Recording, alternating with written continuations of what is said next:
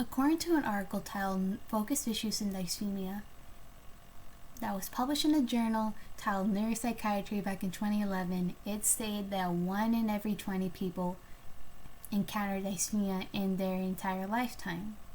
Now, depression is a growing topic and occurrence in our everyday lives, and when is it we have an open discussion about certain forms of depression, such as dysthymia? After hearing my speech today, you understand what dysthymia is and what treatments are out there for disorder.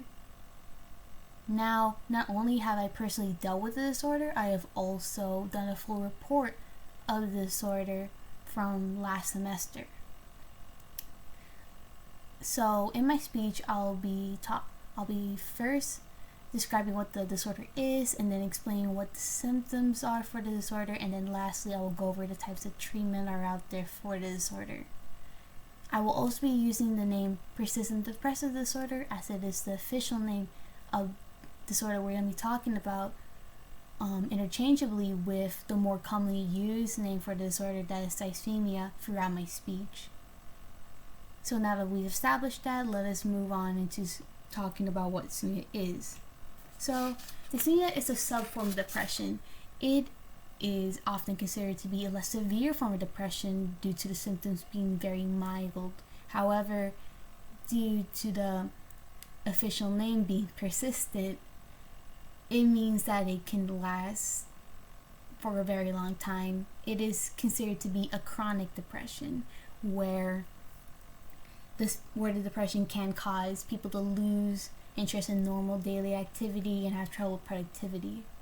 According to this article titled Persistent Depressive Disorder that was published by Katie Hurley on March 20th of 2019, she stated that these feelings can last for years and negatively impact relationships, employment, education, and other daily activities.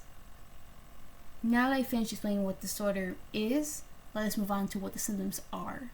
So, there are multiple symptoms to the disorder.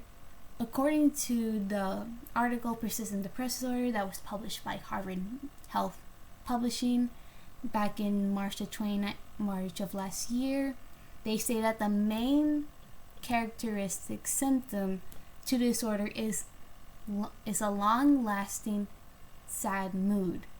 However, there's some other multiple symptoms that can be associated with the disorder, such as increased or decreased appetite, lack of sleep or sleeping too much, low energy, low self-esteem, difficulty concentrating, indecisiveness, and hopelessness or pessimism.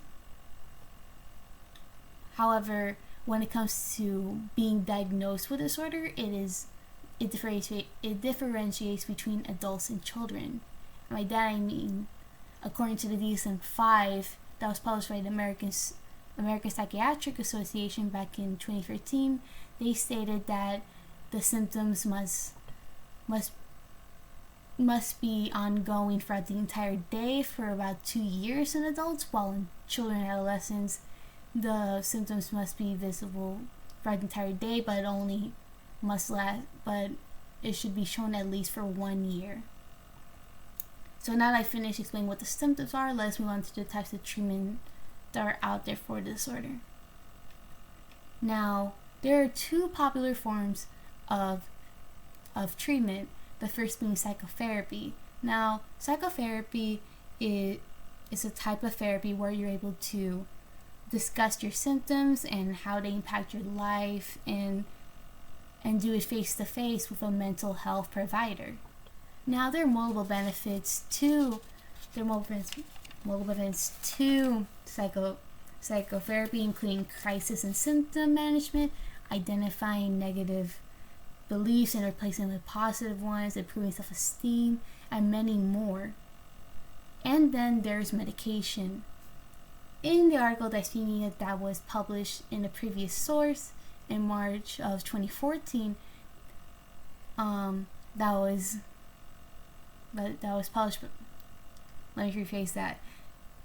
In an article titled Dysthymia that was published by a previous source, that being Harvard, in March of 2014, it stated that the most common types of medication that were used for dysthymia were Prozac, Zoloft, Exnever, and Tofranil.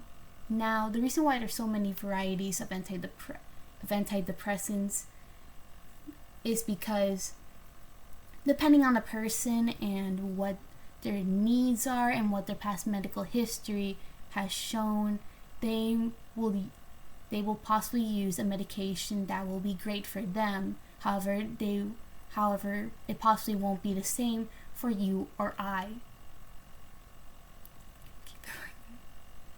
So now that I finished mentioning the types of treatment that are out there for disorder, let us wrap up everything.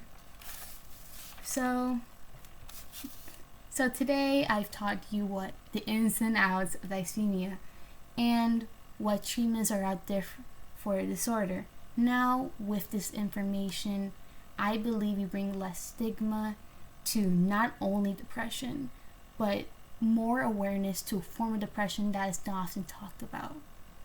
What is most important to take away from this is that dysthymia is a treatable disorder, and that can be identified and manageable.